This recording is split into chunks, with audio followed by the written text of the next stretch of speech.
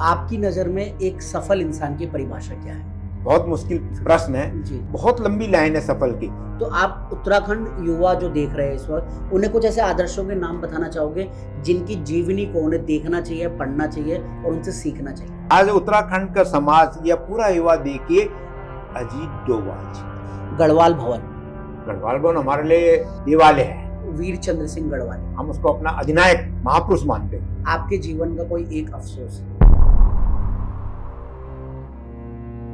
अगर आज आप उत्तराखंड के मुख्यमंत्री होते तो पहला कार्य क्या करते? एक दिन का मुख्यमंत्री होता है या उत्तराखंड का मुख्यमंत्री होता। हमारी अपनी संस्था, अपना एनजीओ है ब्लैक एंड व्हाइट फैमिली, जिसमें हम स्वास्थ्य, शिक्षा और रोजगार के रिगार्डिंग काम करते हैं। इस वक्त हम 200 से ज़्यादा बच्चों को निःशुल्क शिक्षा दे रहे हैं और हर दूसरे तीसरे महीने हम फ्री मेडिकल कैंप वगैरह लगाते हैं। और हमारी अपनी गौशाला है जिसमें 10 से ज़्यादा काऊ का हम करते ध्यान रखते हैं। और मैं आपसे ये निवेदन करना चाहूँगा कि आप क्या होते black and white family NGO का पार्ट बने।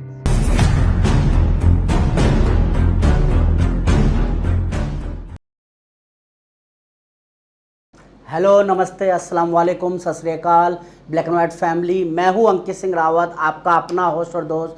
स्वागत करता हूं आप सभी का अपने ब्लैक एंड व्हाइट शो में, जहां बातें होती है फेस टू फेस, जहां मिलते हैं हम उन शख्सियतों से जिनकी कहानी न सिर्फ प्रेरणादायक होती है बल्कि आपके जीवन को बदलने का दम रखती है। आज हमारे बीच मौजूद है एक ऐसी ही शख्सियत जिन्होंने अपने आत्मविश्वास, साहस और संघर्ष से सफलता की ऊंचाइयों को छुआ है। तालियों की गड़गड़ाहट के साथ स्वागत करना चाहूँगा गढ़वाल हितैषणी सभा के महासचिव श्री पवन मेघानी जी। सबसे पहले सर, मैं जानना चाहूँगा आपके प्रारंभिक जीवन के बारे में कि आपने शिक्षा कहाँ ग्रहण की, कहाँ रहते थे, किस तरह का फैमिली बैकग्राउंड था आपका? धन्यवाद अंकित जी। सबसे पहले तो ब्लैक एंड वाइट का मैं धन्यवाद करता हूं कि आज उन्होंने मुझे इस लायक समझा कि उनके पैरामीटर पे मैं खरा उतरा और आज वो इंटरव्यू लेने के लिए आए, पॉडकास्ट के लिए आए। तो सबसे पहले इनकी पूरी टीम का जो ये कैमरा टीम आज हमारे यहाँ गढ़वाल भवन में पहुँची हुई, इन सबका बहुत बहुत धन्यवाद। मैं पवन कुमार मैठानी और मेरा जो जन्म है 17 सितंबर 1964 का मेरा जन्म है और गढ़वाल का, पौड़ी गढ़वाल का एक सुदूर क्षेत्र है यमकेश्वर ब्लॉक के अंदर पट्टी तल्ला ढांगू के अंदर झैड़ ग्राम मेरे गांव का नाम है। झैड़ ग्राम में सन 1964 में 17 सितंबर 1964 में मेरा जन्म हुआ, तल्ला ढांगू। और काफ़ी एक जो मेरा गांव है झैड़ गांव जिसको बोलते हैं पौड़ी गढ़वाल का, पहले द्वारीखाल ब्लॉक के अंदर आता था, बाद में वो यमकेश्वर ब्लॉक से जुड़ गया। एक समय में बहुत समृद्धशाली गांव हुआ करता था हमारा झैड़ गांव और उसमें बड़े ज्योतिष से लेकर प्रकांड विद्वान और भगवताचार्य और बड़े बड़े लोग उस गांव से, हमारे गांव से निकले हैं। लेकिन आज समय के साथ में जिस तरह त्रासदी, आज जिस तरह पलायन का हुआ, जैसे सारे गांव की कहानी है वैसे ही मेरे गांव की भी कहानी है। जैसे सारे गांव खाली होते जा रहे हैं वैसे मेरा गांव भी खाली होता जा रहा है। लेकिन एक तरफ ये हमें लगता है कि ये त्रासदी है, लेकिन विकास के लिए कुछ ना कुछ तो अपना कुर्बान करना पड़ता है।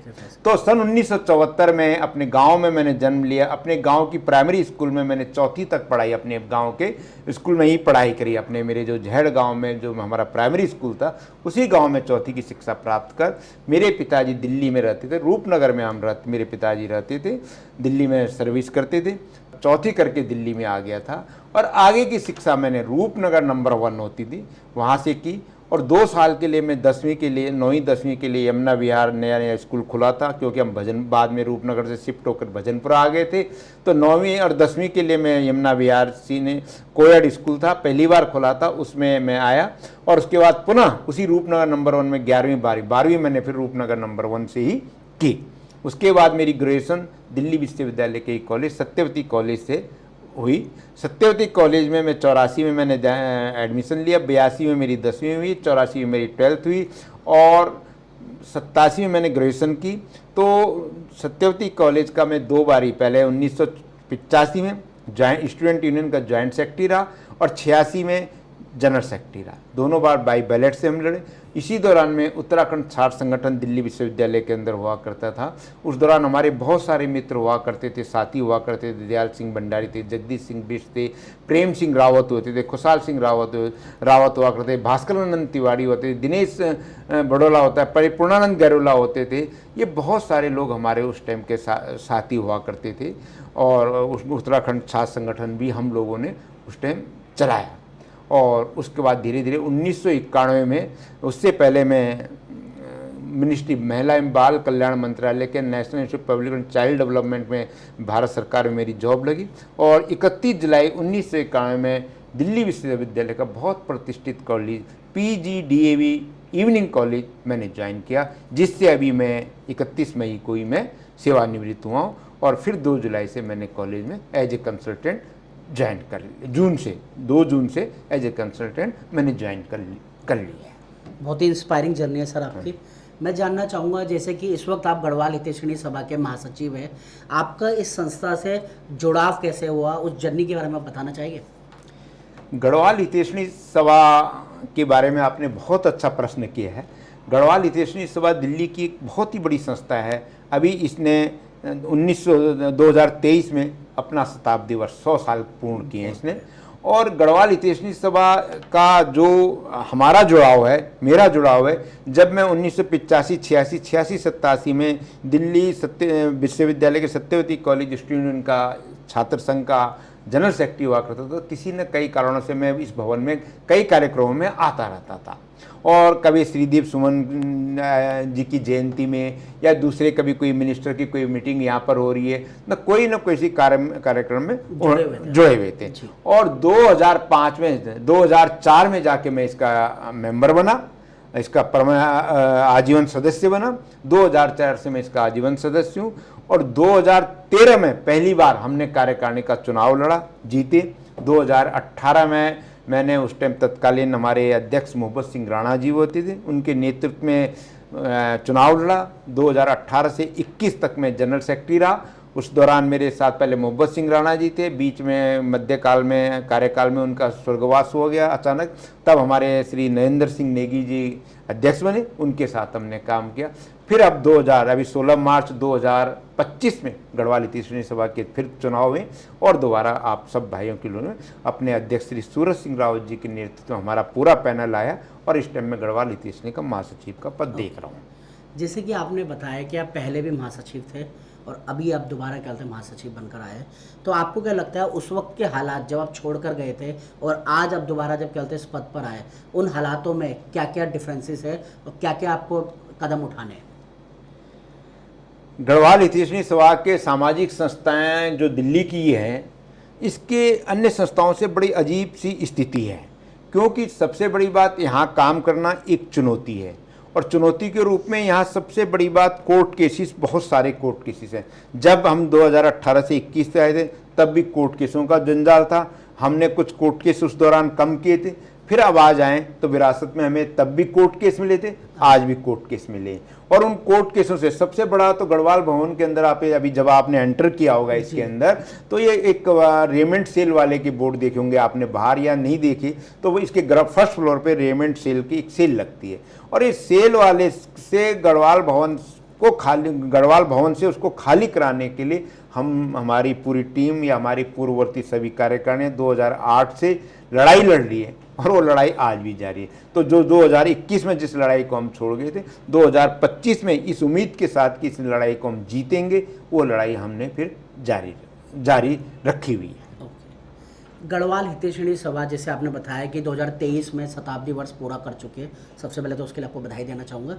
मैं जानना चाहूँगा इसका पर्पस क्या है, उत्तराखंड समाज के लोगों के लिए वो क्या क्या कार्य कर रही है और किस तरह से उन्हें एकजुट कर रही है, उनके क्या स्ट्रेटेजीज है?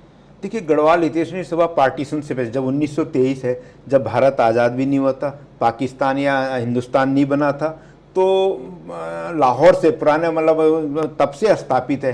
कभी इसका शिमला में कार्यालय हुआ करता था, फिर दिल्ली हस्तांतरित हुआ। तो गढ़वाल हितैषणी सभा दिल्ली NCR में रह रहे गढ़वालियों की एक बहुत बड़ी संस्था तो है ही। उनके सामाजिक, सांस्कृतिक और बहुत सारे कार्यों के पक्षों के लिए कार्य कर रही है। लेकिन गढ़वाल हितैषणी सभा उत्तराखंड के साथ। आज 2000 में उत्तराखंड राज्य बन गया, लेकिन उससे पहले भी मैं जब यहाँ इसलिए जुड़ा था 1979, 89, 90 के दौरान मैं देखता था गढ़वाल हितैषणी सभा वहाँ की उत्तराखंड की विभिन्न समस्याओं के लेकर भारत सरकार और उत्तर प्रदेश सभा, अविभाजित उत्तर प्रदेश के साथ में पत्र व्यवहार करती थी। छोटी छोटी समस्याओं के लिए हम भी अपना पत्र देने यहाँ गढ़वाल हितैषणी सभा में आते थे। हमारे ढांगू क्षेत्र की ये समस्या है, हमारे यहाँ पे वो है, ये समस्या है, उन समस्याओं के लिए हम आते थे। तो वो समस्याएं गढ़वाल हितैषणी सभा दिल्ली एनसीआर नहीं, पूरे उत्तराखंड की विभिन्न समाज जो जिस तरह की समस्याएं उनको प्राप्त होती उनके लिए सरकार के साथ में पत्र व्यवहार करके उस कार्य को सुलझाने में या उस कार्य को निपटाने में महत्वपूर्ण भूमिका निभाते हैं। दिल्ली के अंदर अभी हम आप आइए, हम आपको इनवाइट करेंगे 24 अगस्त 2025 को दिल्ली एनसीआर में गढ़वाल के समाज के रहने, हमारे गढ़वाल समाज का मतलब 9 जिले जो उत्तराखंड के अंदर हैं, क्योंकि गढ़वाल हितैषणी सभा की जो हमारे पूर्वजों एक विरासत में मिली, पूर्वजों से हमें ये विरासत में मिली है, और इसका संविधान जो कहता है कि हम मूल उद्देश्य गढ़वाल और गढ़वालियों की शैक्षणिक, सामाजिक, सांस्कृतिक विकास के लिए करेंगे। तो उसी परिपाटी को आगे चलाते हुए अभी 24 अगस्त को 2025 को हम दिल्ली एनसीआर में 90 और 90% से अधिक अंक प्राप्त करने वाले विद्यार्थियों को, उसमें लड़के लड़की मेधावी विद्यार्थियों को वीर चंद्र सिंह गढ़वाली मेधावी छात्र सम्मान से सम्मानित करने जा रहे हैं। वो लगभग 200-250 बच्चे हमारे उसमें हो जाते हैं। इसमें इस बार हमने ये भी किया है कि इन 10वीं और 12वीं के मेरिटियस बच्चों के साथ साथ जो हमारे बच्चे इस साल जैसे आईएएस आईपीएस का रिजल्ट निकलना है, भारतीय प्रशासनिक सेवा में निकले हैं, उनको भी सम्मानित करेंगे। या हमारे किसी बच्चे ने नीट क्लियर किया है, या हमारे किसी बच्चे ने सीए क्लियर किया है, चार्टेड अकाउंटेंट क्लियर किया है, या हमारे किसी बच्चे ने खेल में बहुत अच्छा प्रदर्शन किया है, या राजकीय स्तर पे, मतलब स्टेट स्तर पे, या जिले स्तर पे, या अंतर्राष्ट्रीय स्तर पे बहुत अच्छी परफॉर्मेंस उसकी की है, या कोई हमारा डॉक्टर निकला, एमबीबीएस डॉक्टर निकला है, उन बच्चों को भी हम सम्मानित करेंगे। और हमारे पास प्रविष्टियाँ आ रही हैं, उन बच्चों की हमारे पास आ रही हैं। जैसे कि यूजली बात की जाती है कि जो और समाज जैसे पूर्वांचली समाज है, कहीं ना कहीं वो बहुत एकजुट रहता है। आपको क्या लगता है कि उत्तराखंड के लोगों को एकजुट करने में, उनकी एकता बनाने में क्या चुनौतियों का सामना करना पड़ रहा है? देखिए, और समाजों की बात आपने कही है, वो लोग बहुत बाद में आए। उत्तराखंड, दिल्ली के अंदर उत्तराखंड के लोग आज़ादी के बाद से ही सबसे ज़्यादा यदि दिल्ली के अंदर जागृति लाने और जन चेतना लाने वाला यदि कोई काम किया तो उत्तराखंड के, चाहे वो गढ़वाल हो चाहे कुमाऊं के लोग हो, मतलब पूरे उत्तराखंड के लोगों ने किया है। कैसे किया है? दिल्ली के अंदर ये देखिए कि सबसे ज़्यादा अधिक रामलीलाएं तब से लेकर आज तक सांस्कृतिक रूप से मजबूत करने के लिए रामलीलाएं आज भी उत्तराखंड के लोग ज़्यादा करते आ रहे। मंचन उनका स्वरूप धीरे धीरे बढ़ता जा रहा है, बदलता जा रहा है। तीसरी बात यह है कि विभिन्न सामाजिक संस्थाओं में, सरकार के विभिन्न पदों में, आज आप सरकार में देखिए कि आज देश को चलाने वाले हमारे एनएसए एडवाइजर कौन है? अजीत डोभाल। आज आप हमारे दोनों सीडीएस का, मतलब दोनों तीनों फौजों के जो सबसे बड़े जनरल कौन है? चौहान साहब हैं। पहले अभी ऊपर अभी आपने फोटो देखी, हमारे जनरल बिपिन रावत थे।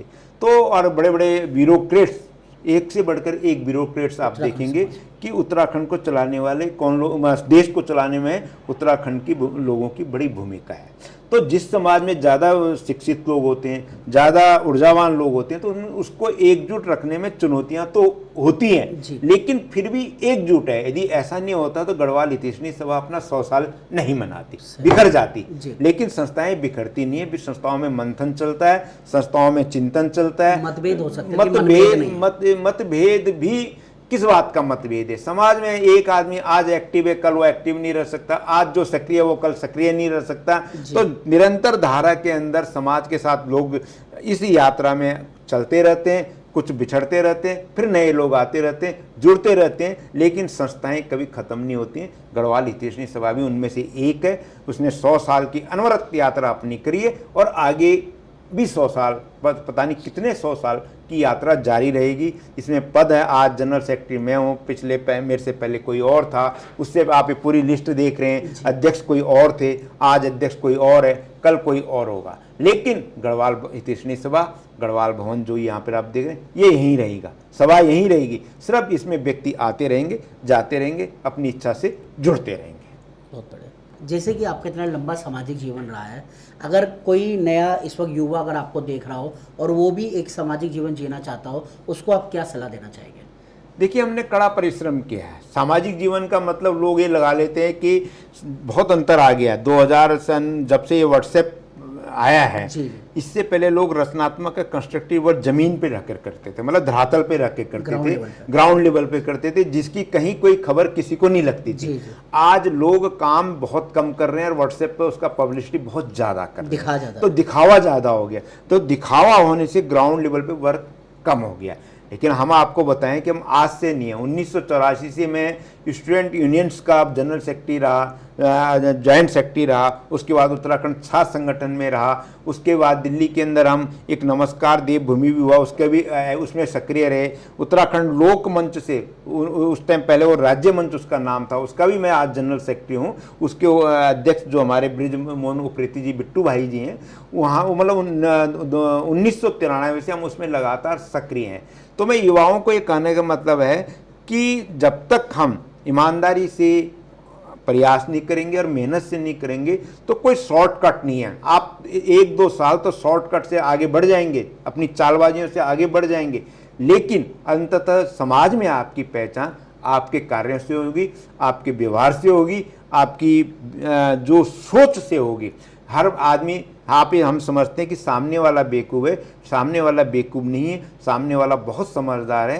वो आपको जज कर रहा है, आप नहीं उसको जज कर रहे हैं, वो आपको परख रहा है। आप सोच रहे हैं कि मैंने इसको बेवकूफ़ बना दिया, ये आपकी भूल है।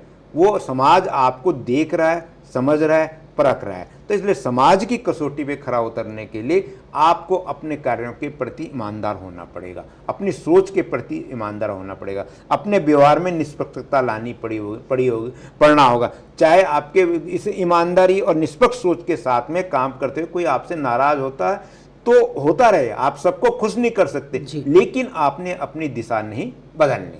मेहनत ही एक ऐसा हार्ड वर्क जिसको ईमानदारी और सही सोची है कि जो आदमी को अच्छे रास्ते पे चला सकते हैं और एक मुकाम प्राप्त कर सकते हैं। जैसे आप ब्लैक एंड व्हाइट वाले कर रहे हैं, आपका क्या स्वार्थ है मेरा इंटरव्यू लेने में? आप इससे पहले मैं आपके पॉडकास्ट देखता रहता हूं, आप बड़े बड़े लोगों के पॉडकास्ट लेते रहते हैं, उनको उत्साहित करते हैं, उनके बात को सकते हैं और उनको समाज के सामने लाते हैं। तो आप भी सोचें कि मैं इससे कुछ मेरा लालच हो, मैं नहीं क्यों करूँ, मुझे पैसे लेकर कुछ करूँ, तो उस दिन आप फेल हो जाएंगे। जिस दिन आप ईमानदारी से अपने अच्छी, क्योंकि आपकी सोच अच्छी है, आप ये सोचते हैं कि आज मैंने जिनका इंटरव्यू लिया उनकी सोच से कुछ तो लोग प्रेरणा लेंगे और कुछ तो इंस्पायर होंगे। और निश्चित रूप से कोई भी चीज़ लिखी जाती है, वीडियो बनाई जाती है, इंटरव्यू बनाई जाती है, उसको कोई ना कोई देखता ज़रूर है और कहीं ना कहीं वो पढ़ा भी जाता है, दिखा भी जाता है, लिखा भी जाता है, तो उससे कोई ना कोई प्रेरित जरूर होता है और हमें उस काम को प्रेरित वाले काम करते रहने चाहिए, जिससे कि हमने भी किसी से प्रेरणा ली है, हमसे भी कोई प्रेरणा लेगा। जैसे कि जब एक इंसान सामाजिक जीवन जीता है तो कहीं ना कहीं उसका जो निजी जीवन होता है वो नहीं रह जाता है, लगभग ना के बराबर। तो आपको क्या लगता है कि आपके सामाजिक जीवन में आपके परिवार की कितनी भूमिका रही? कहीं ना कहीं उन्हें वक्त नहीं दे पाते, ऐसा लगता है इंसान को? बिल्कुल ठीक, बहुत अच्छा क्वेश्चन किया रावत जी आपने, अंकित भाई। सामाजिक जीवन में, और हम लोग तो सामाजिक के साथ में, मैं सरकारी नौकरी में भी रहा, मैं लाइब्रेरी में के पद पर रहा। PGDAB कॉलेज जो हमारा सांदेय कॉलेज है, दिल्ली विश्वविद्यालय का बहुत प्रतिष्ठित कॉलेज है, जिसके प्रिंसिपल इस time professor RK Gupta ji हैं। बहुत ब्रिलियंट आदमी है और बहुत ही बेहतरीन आदमी है कि कॉलेज के लिए बहुत अच्छा काम कर रहे हैं। तो उस कॉलेज में मैंने 34 साल अपनी सेवाएँ दी हैं और उसमें अभी 31 मई को सेवानिवृत्त हुआ है। बहुत अच्छी फैकल्टी के लोग हैं हमारे। तो सरकार के अपने सरकारी नौकरी और समाज के और परिवार के साथ एक सामंजस्य हमने बैठाया और तीनों के साथ ईमानदारी से काम किया। ना अपनी नौकरी की अवहेलना की। नौकरी मेरी 1:30 बजे शुरू होती थी, 8:30 तक मैं अपने कॉलेज में रहता था। जहाँ सामाजिक जीवन की ज़रूरत होती थी वहाँ सामाजिक भूमिका में हम निश्चित रूप से उपलब्ध रहते थे। इसके मतलब अपने हम सुख दुख के साथी, अपने समाज के साथी बराबर रहे और इन सब में परिवार का जो समय लेते हैं, यदि परिवार का सहयोग न रहे, मेरी धर्मपत्नी है, मिसिज हैं, वो भी दिल्ली गवर्नमेंट के अंदर PGT हैं, टीचर हैं, लेक्चरार हैं, तो उनको भी समय कम मिलता है और उनको अपने सभी कार्यों में समय देना पड़ता है, सुबह स्कूल जल्दी निकलना पड़ता है, मेरा इवनिंग कॉलेज है तो मैं 12-1 बजे के बाद निकलता हूँ। लेकिन यदि मेरे परिवार का मेरे को सहयोग नहीं मिलेगा और परिवार साथ नहीं देगा तो मैं इतने उत्साहित होकर काम नहीं कर पाऊंगा। तो परिवार की भूमिका तो बहुत जरूरी है, और परिवार की भूमिका तब होगी कि परिवार के साथ तालमेल करना बहुत जरूरी है। आपके बच्चे हैं, उनके विकास के, समाज के विकास के साथ साथ आपको अपने परिवार के विकास के लिए, अपने बच्चों के विकास के लिए भी उतने ही काम करना पड़ेगा जितने आप सोसाइटी के लिए काम कर रहे हैं। ऐसा ना हो जाए कि कोई एक चीज़ पिछड़ जाए। नौकरी है, बैलेंस बनना पड़ेगा। मेरी सरकारी नौकरी है, मैं नौकरी में टाइम पे नहीं जाऊँगा तो उसके काम का नुकसान होगा ना। तो तालमेल, अच्छा आदमी कहाँ राम है। तो मुझे अपनी नौकरी में जो मुझे तनख्वाह देती है, जिससे मेरा परिवार चलता, उसके प्रति पूरा न्याय हम सबको करना चाहिए, और मैंने किया, कभी उसकी अवहेलना नहीं की। तो इसलिए इन सब में परिवार की भूमिका रही, और बेहतरीन भूमिका रही मेरे परिवार की, जिन्होंने कि मेरे हर कार्य में सहयोग दिया, साथ दिया। तो इसमें मेरी श्रीमती जी का बहुत बड़ी भूमिका रही कि वो मुझे उत्साहित करती रहती हैं और अच्छे कामों के लिए प्रोत्साहित करती रहती हैं। बहुत बढ़िया। जैसे कि आपने बताया कि हर इंसान को कहीं ना कहीं से इंस्पिरेशन मिलती है, जिसमें आपने हमारे पॉडकास्ट का भी नाम लिया, जिसके लिए मैं पहले धन्यवाद कहना चाहूँगा। आपको डेली बेस पे अपने लिए एक बेहतर वर्जन बनने के लिए मोटिवेशन कहाँ से मिलती है? आपके प्रेरणा स्रोत को? हाँ, बहुत अच्छा प्रश्न है। हम पहाड़ी लोग हैं, और पहाड़ी लोगों के सन 2000 यानी सन 80 तक की दशक का जो पीरियड रहा है, सब पहाड़ से मेहनत करके निकले हैं, और सबका लगभग सामाजिक और आर्थिक जीवन एक सा रहा है। सब ने अभावों के बीच में मेहनत करके अपने लिए जगह बनाई है ना। तो हम भी उनमें से एक है। हम कोई ऐसे नहीं है कि आज जो जिस स्थिति को पहुंचे हैं उस स्थिति में एकदम से पहुंच गए हों। संघर्ष कर और मेहनत कर इस रूल पे बैठे हैं। तो मैं सबसे बड़ा ज़्यादा इंस्पायर हुआ, मेरे बड़े भाई थे, अब स्वर्गीय हो गए, चंद्र प्रकाश मैठानी, स्वर्गीय चंद्र प्रकाश मैठानी, दिल्ली गवर्नमेंट के अंदर दानिक्स, जिस तरह स्टेट के अंदर पीसीएस अधिकारी होता है, मेरे ब्रदर भी दानिक्स अधिकारी थे, और assistant sale tax commissioner Delhi deputy director तक पद में गए, और रिटायरमेंट से 3 महीने पहले 14 जून, अभी जून 2014 में उनका स्वर्गवास हो गया। तो मेरा सबसे बड़ा रोल, उनकी भूमिका, जीवन में प्रेरणा, मैं अपने ब्रदर को, अपने बड़े भाई चंद्र प्रकाश मैठानी जी को मानता हूँ। उनकी स्मृति को बरकरार रखने के लिए जब अभी समाज की बात आती है, मैं बहुत सारी चीज़ें देखता है कि लोग शहर में काम करना ज़्यादा आसान रहता है। जब मेरे भाई साहब का स्वर्गवास हुआ तो मेरे पास मेरे गाँव के कई लोगों ने कहा कि भाई इनकी स्मृति के लिए कुछ करा जाए, कि आप कहते हैं कि मेरी प्रेरणा स्रोत रहे हैं, तो उसको आगे जीवंत कैसे रखा जाए। तो मैंने कई लोगों से बात की। मेरे गांव में एक मेरे भाई साहब हैं, पोस्ट मास्टर जी थे तब, वो राजेंद्र प्रसाद मैठानी जी, उन्होंने मेरे को सुझाव दिया कि आपको इनकी प्रेरणा, इनकी स्मृति को बनाने के लिए आपको अपने जहाँ जन्म हुआ इनका या जहाँ इन्होंने शिक्षा ली वहाँ कुछ करना चाहिए। तो हमने 2014 में हमारे राजकीय इंटर कॉलेज गैंडखाल, मेरा जो पट्टी तल्ला ढांगों के अंदर मेरा गांव सामने झेड़ पड़ता है, और जहां मेरे भाई साहब ने, चंद्र प्रकाश मैठानी जी ने सन 60 के दशक में 8वीं तक, मिडिल तक शिक्षा प्राप्त करी थी।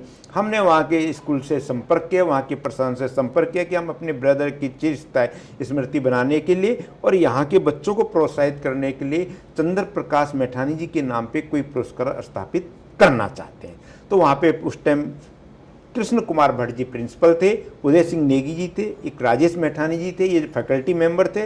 इन लोगों ने काफ़ी मदद करी इस काम में, और सरकार से अनुमति दिलाई, नॉर्म्स बनाए, और सन 2014 से हमने वहाँ पे 12वीं में जो प्रथम और द्वितीय उस स्कूल विद्यालय के अंदर, क्योंकि हम पूरी डिस्ट्रिक्ट की बात नहीं कर रहा, गैंडखाल इंटर कॉलेज के अंदर जिस भी बच्चे के अधिकतम अंक आए हों 12वीं में बोर्ड की परीक्षा में और 10वीं में, उनको हम चंद्र प्रकाश मैठानी स्मृति पुरस्कार देते आ रहे हैं। उसके लिए हमने वहाँ पे स्कूल को एक फंड दिया, उसकी एफडी की, और कहा कि इसके ब्याज से, इंटरेस्ट से जो है पुरस्कार दिया जाए, और कई बार ब्याज कम होता है तो हम अपनी जेब से देकर बच्चों को प्रतिवर्ष हर साल 2014 से लेकर 11 पुरस्कार उसको हम हर साल देते आ रहे हैं। चंद्रवार मैं गांव जाता हूं, वो मेरे भतीजा अश्विनी मैठानी जो चंद्र प्रकाश मैठानी जी का बेटा है वो भी जाता है उस साथ में, और वो सब देखते हैं कि किस तरह से एक पुरस्कार, क्योंकि मेरा ये मतलब है कि मेरी पीढ़ी, मेरे बच्चे गांव में जाएं और देखें कि भाई मेरे पिताजी ने, मेरे दादाजी ने, या मेरी जो उनकी बहू है वो देखे कि मेरे ससुर जी ने कहाँ शिक्षा प्राप्त की। सुदूर गांव में जाके हम हर साल जाते हैं, स्कूल बहुत अच्छे ढंग से उसको ऑर्गेनाइज करता है। वो कभी 2 अक्टूबर को, मतलब कभी अब वो 26 जनवरी में कर रहे हैं। इस टाइम काला जी, पार्थ शास्त्री काला जी वहाँ पे प्रिंसिपल है, कई साल से कई बार उनके उसमें हम करते आ रहे हैं। तो चंद्र प्रकाश मैठानी जी से आपने कहा, मैं प्रेरणा और प्रेरित उनसे सबसे ज़्यादा हुआ और उनसे ही प्रेरणा लेके, और इसलिए मैंने उनकी भी स्मरण दी और उसको हम लगातार करें। तो मेरे प्रेरणा स्वरूप मेरे बड़े भाई स्वर्गीय श्री चंद्र प्रकाश मैठानी जी रहे, जिनको हम आज भी मैं मानता हूँ। जैसे कि आप गर्व से गढ़वाली भाषा बोलते हैं, लेकिन कहीं ना कहीं आपने नोट किया होगा कि आजकल की जो युवा पीढ़ी है वो गढ़वाली भाषा नहीं बोल पाती है या उन्हें नहीं आती है। तो आपको क्या लगता है हमें क्या क्या स्टेप्स लेने चाहिए, वरना कहीं एक दिन ऐसा वक्त ना आ जाए कि गढ़वाली भाषा विलुप्त हो जाए? तो इसके लिए हम क्या क्या स्टेप ले सकते हैं? बिल्कुल, ये ठीक बोला अपन, हम तो गढ़वाल बुंचियाणु से। और सबसे बड़ी बात है, आप जब हम पूरे समाज में, आप दिल्ली में रंच हैं या पर अगल बगल में देख लो हो जाए कि जो दूसरे समाज से हमारे, हम देख लो कि दक्षिण भारतीय तमिल चाहिए, कन्नड़ चाहिए या तेलुगु चाहिए, ये जितना लोग मिल जाए अपर भाषा में बात करते हैं। और अगर हम तो लोग कि यार हम लोग अपर भाषा में बात नहीं हुआ करना, और बड़ी अजीब सी हम नज़र से होता दिखो कि जब अब कन्नड़ में बोल दें, तेलुगु में बोल दें, या पंजाबी लोग पंजाबी भाषा में बात कर दें, तो अपर भाषा में बात कर देना, तो उससे क्या होंगे कि एक गर्व की अनुभूति होंगी, ऊँता गर्व की अनुभूति होने वाली। तो जब हम ऊँता देखी गर्व करने होते तो हम सोचते हैं कि हम तभी वही गढ़वाल भाषा में बात करनी आनी चाहिए। और गढ़वाल भाषा तब बढ़ाना कर, अब दिल्ली में एक सबसे पहले हमारा अपर घर, अपर परिवार में हम अपन बच्चों दगड़, अपन माजी दगड़ या अपने परिवार के दगड़ में जब हम गढ़वाल में बोला तो कुछ ना कुछ शब्द तो जानर बिंगल। और दूसरी बात, आज दिल्ली के अंदर आप दिखना वाला है कि बहुत सारा संस्थान चल रहा है, उत्तराखंड भाषा लोक संस्थान भी एक गढ़वाली भाषा कला आई ग्रीष्मकाल चलनुच जगह जगह क्लास लगना छन, लोगों तक समझा गढ़वाल कुमाऊनी जौन सारी भाषा कर। और अभी 2019 में तत्कालीन दिल्ली गवर्नमेंट जो सरकार छे इन गढ़वाली कुमाऊनी जौन सारी भाषा अकादमी गठित कर, वही अकादमी में संचालन समिति भी पहल मानस जो 15 लोग छावी संचालन समिति में उपमा में भी एक नामित सदस्य ने, और 3 साल तक हम उन्हीं भाषा में वो काम करा। हमारे घर में वो बहुत बड़ा प्रख्यात गायक था, सांस्कृतिक संस्कृत में था, हीरा सिंह राणा जी उपाध्यक्ष उनसे। और क्योंकि जो अकादमी होंगे उनका जो अध्यक्ष हूँ मुख्यमंत्री हूँ हीरा सिंह राणा जी रहे, बाद में श्री शिक्षा शास्त्री जो कि मयूर पब्लिक स्कूल से MS रावत जी उनको बाद उपाध्यक्षता उन दगड़ा हम काम कर वो ये यहाँ भटजी जो सेक्रेटरी है वो जीत राम भट्ट जी वो बार उस सेक्रेटरी उनसे गढ़वाल कुमाऊनी जौन सारी अकादमी आज की डेट में ये बार संजय गर्ग की जन अकादमी, तो अकादमी गढ़वाली कुमाऊनी जौन सारी अकादमी और हमारी सामाजिक संस्थाएं ये काम करना चाहिए। हम गढ़वाल इतिहास रूप में भी हम भी चाहता, हम भी प्रयास में चाहिए कि अपन भाषा तक बढ़ाना करना, अपन साहित्य तक बढ़ाना करना, अपन संस्कृति तक बढ़ाना करना, हम सांस्कृतिक रूप से अग्नि हुआ और आना छुआ और हम करना छुआ। हम हमारे कई तरह के इन कार्यक्रम चलना चाहिए कि गढ़वाल इतिहास ने की जो संस्कृति तो आगे बढ़ा। जैसे कि अभी आपने ऑलरेडी बताया कि हमारे उत्तराखंड समाज के लोग किन किन हायर पोस्ट में है, तो दिल्ली में कहीं ना कहीं उत्तराखंड जो समुदाय है वो काफ़ी प्रभावशाली है, अच्छे अच्छे पदों पर है, लेकिन अभी भी आपको क्या लगता है कि क्या कमी रह गई है? देखिए, व्यक्ति हमारे जो प्रभावशाली लोग बने हैं वो अपनी मेहनत से इस पद पे पहुंचे हैं जी। वो अलग बात है कि वो उनके नाम के पीछे मैठानी, भट्ट, नैथानी, नोडियाल, नोटियाल, रावत, बिष्ट, राणा लगा हुआ है, लेकिन उनको पहुंचाने में किसी का उनका पीठ पे बोलते नहीं कि उनका गॉड फादर नहीं कोई दिल्ली में बैठा, एज एन इंडिविजुअल बने हो, इंडिविजुअल अपनी मेहनत से। आप दिलशाद गार्डन में ही देख लीजिए, हमारे वीर सिंह पंवार जी हैं, निगम पार्षद हैं, दूसरी बार बने लगातार। आप 2030 में गढ़वाल हितैषणी सभा को कैसे देखते हैं? हम चाहते हैं गढ़वाल हितैषणी सभा एक बहुत बड़ी और इसके आयाम बढ़े, लोगों का विश्वास बढ़े। आज आप ये देखिए गढ़वाल हितैषणी सभा के बहुत सारे काम यहाँ पर है। यहाँ पर हमने DVR, नीचे आप आएंगे 2 रूम हमने, उत्तराखंड से कोई भी बच्चा यहाँ पर परीक्षा देने के लिए आता है या कोई हॉस्पिटलाइज कोई 2 दिन 3 दिन के लिए यहाँ पर कोई परेशानी है उन पे कोई पैसा नहीं है, किसी होटल में नहीं रह सकते, जी जी तो 3 दिन 4 दिन यहाँ पे गढ़वाल हितैषणी सभा में रूम की उनको रहने की व्यवस्था दे रखी है। गढ़वाल हितैषणी सभा में यहाँ पर अपने शादी ब्याह करने समाज के लिए बहुत ही न्यूनतम रेट मूल्य दर पे एक उसको दान समझ लीजिए, ना के बराबर। ना के बराबर है। अपने समाज के लिए यहाँ पर शादी ब्याह सभी तरह के कार्यक्रमों को आयोजित करने की फंक्शन है। हमारे जो जितने श्रद्धांजलि सभा होती हैं या शोक सभाएं होती हैं, उनको हम फ्री करवाते हैं कि भाई अपने श्रद्धांजलि सभा है, शोक सभाएं हैं या कोई करना चाहते हो, उनको हम फ्री प्रोवाइड अपने समाज के लिए करवाते हैं। इसी तरह से हम चाहते हैं कि हमारा कोई बच्चा, और हम ये कोई आर्थिक मदद भी देती है गढ़वाल हितैषणी सभा, उसने अपने जितने हमारे आर्थिक संसाधन होंगे, मैं ये नहीं कह रहा कि आर्थिक मदद हम लाखों में देते, जितनी हमारी नीति नियम है, जितनी हमारी कैपेसिटी है, हर साल अभी भी हम पे 5-6 एप्लीकेशन आई हैं। कोई कैंसर से पीड़ित है, किसी कोई कहीं कोई किसी ने कहा कि मेरे हस्बैंड, किसी ने कहा मेरा घर जल गया है, किसी ने कहा जी किसी न किसी तरह से मेरे को दिक्कत आ रही है।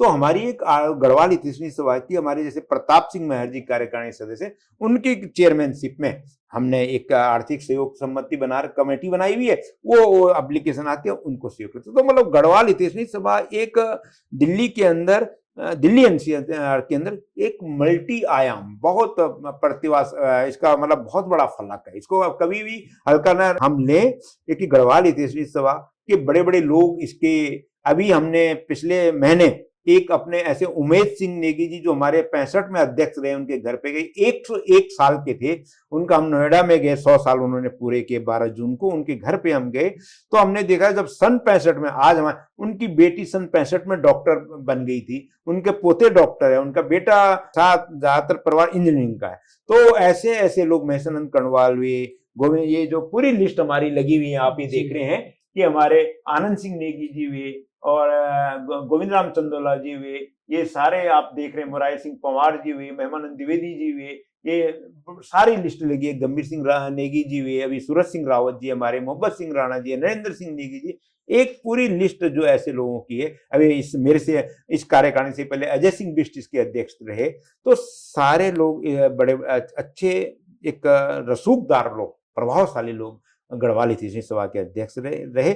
आज की डेट में श्री सूरज सिंह रावत जी इसके अध्यक्ष हैं, जो निष्पक्ष रूप से उनका 30 क्या, हम तो और आगे की सोचते हैं कि गढ़वाल हितैषणी सभा को विस्तार मिले जी, और इससे आम आदमियों, इससे जुड़े हर गढ़वाल का, दिल्ली के अंदर रहने वाला, गढ़वाल क्यों हम कहें, हम तो कहें उत्तराखंड का हर आदमी इसमें सोचे कि गढ़वाल हितैषणी सभा में, या मैं गढ़वाल भवन के अंदर जा रहा हूं तो निश्चित रूप से कोई मुझे मदद भी मिलेगी और मेरी बात भी सुनी जाएगी और मुझे कोई सहयोग भी मिलेगा, यहां से कोई निराश होकर ना जाए। ये हमारा सोच है, और ये हम चाहते हैं कि जो गढ़वाल भवन में अंदर कोई भी आ गया उसका सम्मान, वो कोई भी हो। आपकी नजर में एक सफल इंसान की परिभाषा क्या है? बहुत मुश्किल प्रश्न है कि सफल किस रूप में हम ले, लेकिन अपने जीवन में घर, परिवार, समाज के बीच में तालमेल बनाते हुए आदमी अपनी यात्रा को निष्पक्ष होकर अनवरत आगे निकल जाता है, वही सफल इंसान है। कि जो जो जो सपने उसने देखे हैं और जो उद्देश्य अपने, क्योंकि बहुत लंबी लाइन है सफल की, लेकिन हर व्यक्ति ने अपना टारगेट रखा है। अब ये ब्लैक एंड व्हाइट है, उसके टारगेट है आज मेरा पॉडकास्ट आपने लेना, कल आपका टारगेट आपने, तो मैं कह दूं कल मान लो बाईचांस बहुत बारिश दिल्ली में कोई अड़चन आ गई, बोले आप तो सफल नहीं हुए, लेकिन टारगेट में कल नहीं लिया आपने, परसों ले लिया। तो जिन अपने आयामों के लिए, जिन उद्देश्यों के लिए हम समाज में प्रयास कर रहे हैं, उनको प्राप्त यदि हम कर लेते हैं, यदि कर नहीं पाते, उनके नजदीक पहुंच जाते हैं और समाज हमारी विश्वसनीयता पे प्रश्न चिन्ह नहीं लगाता हो, प्रश्न चिन्ह लग सकता है, क्योंकि समाज को आप हर पक्ष, समाज के हर व्यक्ति को आप खुश नहीं रख सकते, लेकिन अपने कारण से यदि आप स्वयं प्रसन्न है कि मैंने जो किया है वो बड़ी ईमानदारी से किया और मैं अपने कार्य से सेटिस्फाइड हूं, मैं संतुष्ट हूं, क्योंकि मैंने किसी के, हर आदमी किसी को संतुष्ट, हम अपने घर परिवार में नहीं संतुष्ट रखते, तो समाज की तो बहुत बड़ी है, तो वो व्यक्ति अपने आप में सफल है। ओके, जैसे कि आजकल सोशल मीडिया का जमाना है, कई इसके पॉजिटिव एस्पेक्ट है तो कई नेगेटिव एस्पेक्ट है, और जो युवा पीढ़ी है वो देखकर या पढ़कर, जैसे आपने ऑलरेडी बोला, वो चीज़ों को जब ऑब्जर्व करेगी, एक्सपीरियंस करेगी तो ही सीख पाएगी। और आज हर समाज के या हर फील्ड के अलग अलग आदर्श है, तो आप उत्तराखंड युवा जो देख रहे हैं इस वक्त, उन्हें कुछ ऐसे आदर्शों के नाम बताना चाहोगे जिनकी जीवनी को उन्हें देखना चाहिए, पढ़ना चाहिए और उनसे सीखना चाहिए? भाई उत्तराखंड समाज को मतलब हम तो ये कहते हैं ना कि जैसे पंचदेव होते हैं कि हम सूर्य है चंद्रमा साक्षात दर्शन कर रहे हैं जी जी भगवान की। हमने कहा कि भगवान की कल्पना है, विष्णु जी। भगवान है, गणेश जी हैं, आपने मान लिया है, जी लेकिन सूर्य समय पे उगता है, चंद्रमा रात को उगता है, बारिश हो रही है, धूप हो रही है, जिन चीजों का आप एहसास कर रहे कर हैं, पा रहे हैं।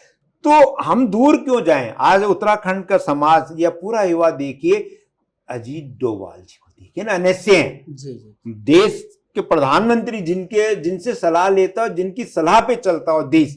आप अखबार पढ़ते हैं, टीवी देखते हैं, देश के अंदर कितने उन्होंने अभी बहुत सारी चीजें हुई हैं, उनको मैं यहाँ नहीं कहना चाहता क्योंकि आप सब जानते हैं। जी जी। अजीत डोभाल जैसे आप आदमी से इंस्पिरेशन इंस्पिरेशन लीजिए। आप हमने अपने जनरल बिपिन रावत थे, क्या कमाल की बात है, उनसे पहले जनरल बीसी जोशी रहे।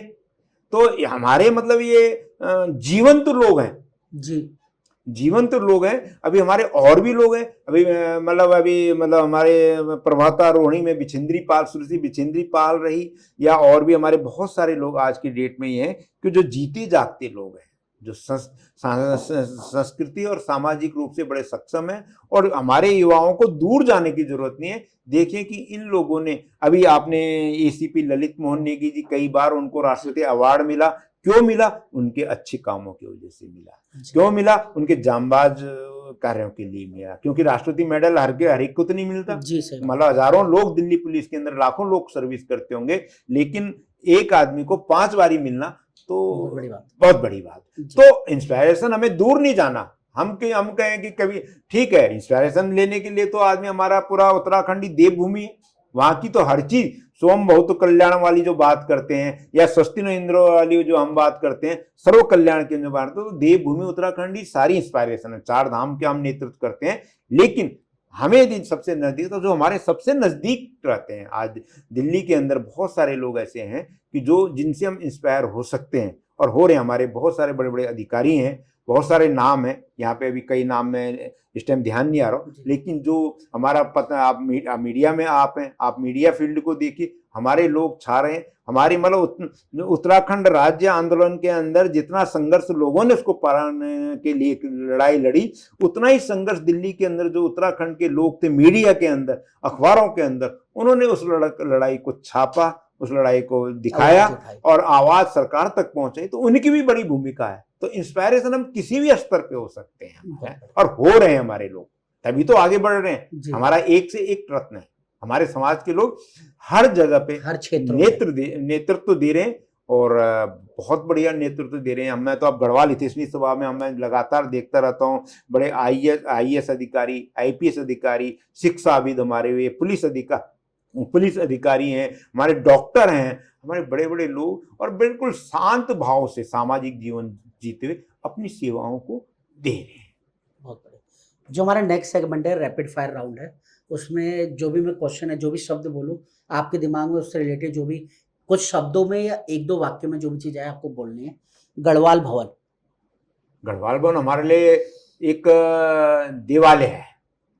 वीर चंद्र सिंह गढ़वाली। वीर चंद्र सिंह गढ़वाली से बड़ा मतलब पेशावर कांड का नायक, हम उसको अपना अधिनायक, महापुरुष मानते। आपके जीवन का कोई एक अफसोस, रिग्रेट? कह नहीं सकता, तो एकदम ध्यान नहीं आ रहा कि अफसोस जीवन में, क्योंकि अफसोस इसलिए नहीं कर रहा है मैं कि जीवन में कई बार अफसोस आदमी को कई बार होता है, लेकिन तो आगे जाके लगता है कि अब जो सही होता है, तो इसलिए मैं उसको अफसोस क्यों कहूँ। जी, लर्निंग मिलती है, हर चीज लर्निंग मिलती है, हमने सीखा उससे। जी। उत्तराखंडी युवाओं के लिए एक सलाह? मेहनत, ईमानदारी, और एक सोच हो, और शॉर्टकट कोई रास्ता नहीं है आगे बढ़ने का। अगर अपने आपको एक शब्द में परिभाषित करना हो तो वो शब्द क्या? हमारे लिए मेहनत ही सब सर्वोपरि है। निष्पक्षता, ईमानदारी से अपने काम करते रहो। समाज सब देख रहा है, समाज सब समझ रहा है, ना हमने समाज को समझाना है, ना समाज को दिखाना है। समाज की चौतरफी आंखें हैं, वो आपको जज भी कर रहा है, आपका मूल्यांकन भी कर रहा है, तो इसलिए आपको सो करने की जरूरत नहीं, आप अपने काम को करते रहे। अगर आज आप उत्तराखंड के मुख्यमंत्री होते तो पहला कार्य क्या करते? हाँ, बड़ा एक दिन का मुख्यमंत्री होता है या उत्तराखंड का मुख्यमंत्री होता, तो सबसे बड़ी बात होती कि मैं अपने देवभूमि के लिए, उत्तराखंड के लिए, उसकी विरासत को संरक्षण के लिए हम एक करता कि भाई कि हमारी जो विरासत में मिले वो अक्षुण्ण रहे। आपकी जिंदगी का अब तक का सबसे कठिन फैसला? बहुत सारे फैसले हैं और उन फैसलों में कठिन किसको मैं कठिन कहूँ, ऐसे बहुत सारे फैसले आए जीवन में जिनको हमने लिए और उन फैसलों से निकलकर आगे बढ़े। चुनौतियां रही जीवन में। आपको क्या लगता है कि आपके जाने के बाद आपको किस रूप में जाना जाए, किस रूप में याद किया जाए? हम चाहते हैं कि जो मान लो हम चाहे गढ़वाल भवन के अंदर है काम, हितैषणी सभा के अंदर काम कर रहे हैं या समाज के अंदर, मैं दिलसाद गार्डन में रहता हूँ, हमारे दिलसाद गार्डन में बहुत सारी संस्थाएं काम कर रही हैं। हमारे वहाँ पे गढ़वाल भ्रातृमंडल भी है, उत्तराखंड भ्रातृमंडल भी है, बद्रीनाथ मंदिर सम्मति भी है, समाज के और लोग भी हैं जो काम को कर रहे हैं। तो हम चाहते हैं कि जहाँ भी हम रहें, जहाँ भी काम करें, एक अच्छे आदमी मतलब आपके काम निष्पक्षता के रूप में आपको याद किया। जैसे कि आप इतने सामाजिक संस्थाओं से जुड़े, इतने सामाजिक कार्य कर रहे हैं, वैसे ही हमारी अपनी संस्था, अपना एनजीओ है ब्लैक एंड व्हाइट फैमिली, जिसमें हम स्वास्थ्य, शिक्षा और रोजगार के रिगार्डिंग काम करते हैं। इस वक्त हम 200 से ज़्यादा बच्चों को निःशुल्क शिक्षा दे रहे हैं और हर दूसरे तीसरे महीने हम फ्री मेडिकल कैंप वगैरह लगाते हैं। और हमारी अपनी गौशाला है जिसमें 10 से ज़्यादा काऊ का हम क्या होते हैं ध्यान रखते हैं। और मैं आपसे ये निवेदन करना चाहूँगा कि आप क्या होते हैं black and white family NGO का पार्ट बने, ताकि हमें आपका मार्गदर्शन में मिल सकता रहे और हम ऐसे ही समाज के लिए और कार्य कर सकें। बिल्कुल, मैं दिलशाद गार्डन में रहता हूँ, तो मैं जैसे मैंने अभी अपने वहाँ पे गढ़वाल भ्रातृमंडल का नाम लिया, उत्तराखंड भ्रातृमंडल का नाम लिया, बद्रीनाथ मंदिर समिति का नाम लिया, उनमें एक नाम और जोड़ रहा हूँ कि ब्लैक एंड व्हाइट के रूप में मैं आप पॉडकास्ट तो मैं आज ले रहे हैं, आप मेरा इंटरव्यू लेने आ जा रहे हैं, लेकिन मैं आपको पिछले 7-8 साल से लगातार दिलशाद गार्डन में बहुत अच्छे ढंग से जानता हूं, आपके कार्यों को देखता हूं। सबसे बड़ी बात है कि अभी जब से हमारी गढ़वाल भ्रात मंडल की दिलशाद गार्डन में हनुमान वाटिका के अंदर रामलीला होती है, उस रामलीला में ब्लैक एंड व्हाइट की बहुत बड़ी भूमिका रहती है, उसमें व्यवस्था बनाने में। हाँ, उसमें व्यवस्था बनाने में। और आपको हो सकता है कि हमारी आपस में बात ना हो, लेकिन हम देखते रहते हैं कि ये लोग, इनके वॉलंटियर हैं, इनके वर्कर हैं, यहाँ पर बिल्कुल दक्षिण और ईमानदारी से काम कर रहे हैं। और अपने स्वास्थ्य के रूप में आपके कैंपों को भी देखते हैं, हेल्थ कैंप आप लगाते हैं, शिक्षा का आप चला ही रहे हैं। तो एक जो आज की डेट में ये सब काम करना बड़ा मुश्किल काम है, क्योंकि हर चीज से अर्थ जुड़ा है, धन जुड़ा है, और धन जुटाना ही सबसे मुश्किल काम है, अर्थ जुटाना। और अर्थ के जुटाने आप कैसे उसकी व्यवस्था करते हैं, ये आपकी सबसे बड़ी स्किल पावर, ये आपकी कैपेबिलिटी है, ये आपका नेतृत्व क्षमता है, यह कि आप इन सबको बीच में करते हुए भी आपका ब्लैक एंड व्हाइट एनजीओ को चला रहे हैं। इसके लिए आप बधाई के पात्र हैं। और ब्लैक एंड व्हाइट एनजीओ से भी हम निश्चित रूप से जुड़े हुए हैं। आप ये ना सोचे कि हम नहीं जुड़े हुए, आप मैं जब जुड़ा हूं तभी तो आप मेरे तक पहुंचे हैं। जुड़े हुए हैं और इससे और जुड़ेंगे, इसके अच्छे कार्यों के साथ में हम हमेशा रहेंगे। सर, लगभग हम अपने समापन की ओर है, लास्ट सेगमेंट है। जैसे कि आज हम आपके कामों को और विचारों को समाज के बीच ला पा रहे हैं, तो मैं आपसे एक निवेदन करना चाहूँगा, जैसे कि आप ब्लैक एंड व्हाइट फैमिली के ऑलरेडी पार्ट है, तो मैं चाहूँगा कि अगर आप कुछ गेस्टों के नाम रेकमेंड कर सके, और जैसे कि हम उत्तराखंड समाज की यूजली बात कर रहे हैं, तो अगर उत्तराखंड समाज के कुछ ऐसे प्रतिष्ठित नाम हो जिनको हम अपने ब्लैक एंड व्हाइट शो में ला सके और उनके विचारों और कामों को सब लोगों के बीच ले जा सके। देखिए, नाम तो सबसे पहले मैं तो चाहूँगा कि आप प्रयास करिए, मतलब कि प्रयास करने वालों की कभी हार नहीं होती। आप अजीत डोभाल जी का पॉडकास्ट बनाइए ना जी। आप हम अजीत डोभाल जी का है, ये हमारे आर्मी में इतने जनरल्स हैं, या आप ललित मोहन भाई नेगी जी का बनाइए कि एसीपी के इंस्पायर या जितने भी अवार्डेड लोग हैं उन तक पहुंचे और उनकी बात समाज के आगे लाइए। मैं या हमारे पर्यावरण में बहुत सारे लोग अच्छे काम कर रहे हैं, शिक्षा में बहुत अच्छे काम कर रहे हैं। हम क्यों छोटी सोच रखें कि हम नहीं पहुंच सकते, हम उन तक अपनी बात को पहुंचाएं। और सर, मैं चाहता हूं कि हमारे जनरल चौहान है, तीनों सेनाओं के हैं, उनका पॉडकास्ट लीजिए ना, चौहान साहब का। और उसके बाद मैं तो चाहूंगा गढ़वाल हितैषणी सभा, तो गढ़वाल हितैषणी सभा के अध्यक्ष श्री सूरज सिंह रावत जी का पॉडकास्ट लीजिए, है ना। हमारे बहुत सारे लोग और भी लोग काम कर रहे हैं, दिल्ली यूनिवर्सिटी के अंदर काम कर रहे हैं, बहुत सारे लोग काम कर रहे हैं। मेरे दिलशाद गार्डन में डॉक्टर सुरेश बंदुनी है, एक अच्छे भगत सिंह कॉलेज के अंदर प्रोफेसर भी हैं और एनजीओ भी से भी जुड़े हुए हैं। तो अच्छे व्यक्तित्व हैं, पर्सनैलिटी है, उनका आप लीजिए। हमारे दिल्ली के अंदर ही एक नेगी जी हैं, बीएस नेगी जी हैं, वही भगत सिंह कॉलेज ज्योग्राफी के हैं और बड़ा दिल्ली के अंदर एकेडमिक रूप से काफ़ी एक्टिव रहते हैं। तो बहुत सारे लोग हैं हमारे बहुत अच्छे, हमें चाहते हैं कि जो संघर्षशील लोगों का, आप ऐसे लोगों का पॉडकास्ट बनाइए कि जो समाज में संघर्ष कर, ना कि पछाड़ कर या पटक कर, जो संघर्ष कर आगे बढ़े हों, चाहे वो किसी भी लेवल पे हो, कोई भी व्यक्ति हो, चाहे वो कहीं पर भी हो, उसको पॉडकास्ट में लाइए। जैसे बहुत सारे लोग, अब मैं देखता हूँ ना, भारत टाइम्स के कार्यक्रम में गया था तो उन्होंने छोटे ऐसे ऐसे लोगों को लाए कि लोग दिल्ली के अंदर कोई कि ये काम कर रहा है, वो काम कर रहा है, अपने समाज के अंदर कि इन लोगों को पॉडकास्ट आना चाहिए कि ये नितान कोई उनसे कोई मतलब नहीं कि कोई उनको गाली दे रहा है, उनकी आलोचना कर रहा है, उनकी बुराई कर रहा है, और ये आदमी बेकार है। अरे तेरे कहने से क्या होगा या उनके कहने से क्या होगा, वो शांत का स्वभाव से निस्वार्थ से अपना काम को करता रहे, कर रहा है। ऐसे लोगों को आप पॉडकास्ट कर समाज के आगे लाए। हमारे बहुत अच्छे शिक्षक हैं दिल्ली के अंदर, खान है हमारे टीचरों की, अध्यापकों की, प्रोफेसरों की, उन्हें बहुत अच्छे काम कर रहे हो। आप जितनी गहराई से घुसेंगे बहुत अच्छे तो हम चाहते हैं पॉडकास्ट के माध्यम से आप अच्छे अच्छे लोगों को लाएं कि जो प्रेरणा दे, जिनसे प्रेरणा मिले, समाज को समझ सकें। क्योंकि पॉडकास्ट का मतलब ये होता है कि जो व्यक्ति वहां पर हो रहा है उसका अपना वजूद होना चाहिए। सही बात। नहीं तो हम कोई व्यक्ति मना थोड़ी करेगा कि मेरा पॉडकास्ट मत बनाओ, लेकिन व्यक्ति का व्यक्तित्व तो होना चाहिए। उस कारण उसके मैंने क्या कहा, आप अजीत डोभाल जी का पॉडकास्ट, अपने जनरल चौहान साहब का पॉडकास्ट करिए। आप कहेंगे तो इन तक अप्रोच नहीं, जैसे मेरे तक अप्रोच है वैसे उन तक भी होगी, क्यों नहीं होती अप्रोच, वो भी तो हमारे ही लोग हैं। आप उन तक प्रयास करिए, उन तक बात करिए, वो 40 मिनट का ना बनाकर उनके 5 मिनट का बनाइए, उनका 10 मिनट का बनाए, लेकिन कोशिश बड़ी रखिए, टारगेट बड़ा रखिए, उद्देश्य बड़ा रखिए। आपके पॉडकास्ट को भी, आपके ब्लैक एंड व्हाइट को भी वो मिलेगा, वेटेज मिलेगा कि ये यहाँ तक पहुंचे। उसके लिए प्रयास आपने करने। जी जी, धन्यवाद सर, आपने अपना कीमती वक्त दिया। अगर कुछ भी तरह के मान सम्मान में या किसी क्वेश्चन में भूल चूक हो गई हो उसके लिए माफी चाहूंगा। नहीं, आप, मैं तो धन्यवाद तो आपका करूंगा कि आप मेरा इंटरव्यू लेने में तो एक बहुत आम साधारण आदमी हूँ, और आपने सोचा कि भाई मेरे को इस लायक समझा कि हम समाज से जुड़े हैं, अपने शांत सुखाए, मतलब 2 तरह के व्यक्ति होते हैं, शांत सुखाए। हमें किसी ने फोर्स नहीं किया, हम जो भी काम कर रहे हैं, चाहे गणित सभा से जुड़े हैं या अपने जहां हम रहते हैं, अपने दिलसार गार्डन में रहते हैं हमारे समाज, या उत्तराखंड लोकमंच से जुड़े हैं, या अपने गांव में जो भी हम कर सकते हैं अपने हिसाब से, अपने में झेड़ गांव का, पट्टी तल्ला डांगो का, पौड़ी गढ़वाल का, अपने गाँव में भी मेरी कोशिश रहती है कि जो मेरे से हो सकता है वो मैं करूँ।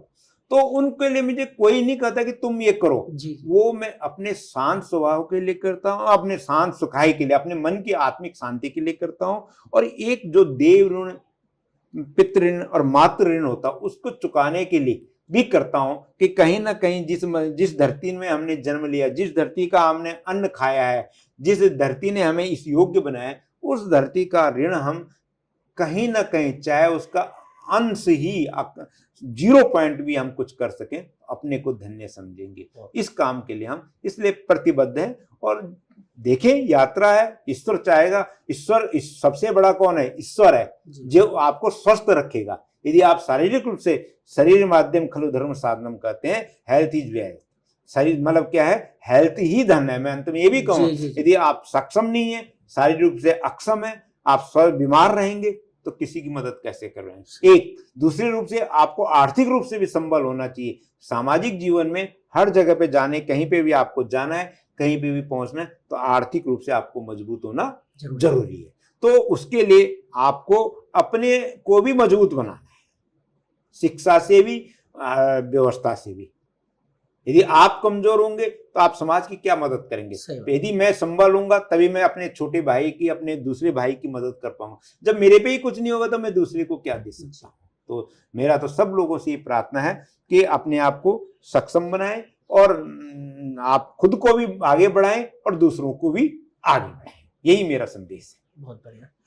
आज का इंटरव्यू सिर्फ एक इंटरव्यू नहीं था, बल्कि जीवन की पाठशाला थी, जिसमें पवन मिठानी जी ने अपने संघर्षों को आपके साथ साझा किया, कई सीख दी। निजी तौर पे मुझे काफ़ी कुछ सीखने को मिला, और उम्मीद करूंगा आप भी सिर्फ इसे पॉडकास्ट के नज़रिए से ना देखकर इन चीज़ों को सीखोगे और अपनी ज़िंदगी में इम्प्लीमेंट करेंगे और एक बेहतर शख्स बनोगे, खुद भी सक्षम बनेंगे, समाज के लिए भी, लोगों के लिए भी, और कार्य करेंगे। मिलते हैं एक और नए एपिसोड में किसी और पावरफुल और इंटरेस्टिंग पर्सनैलिटी के साथ।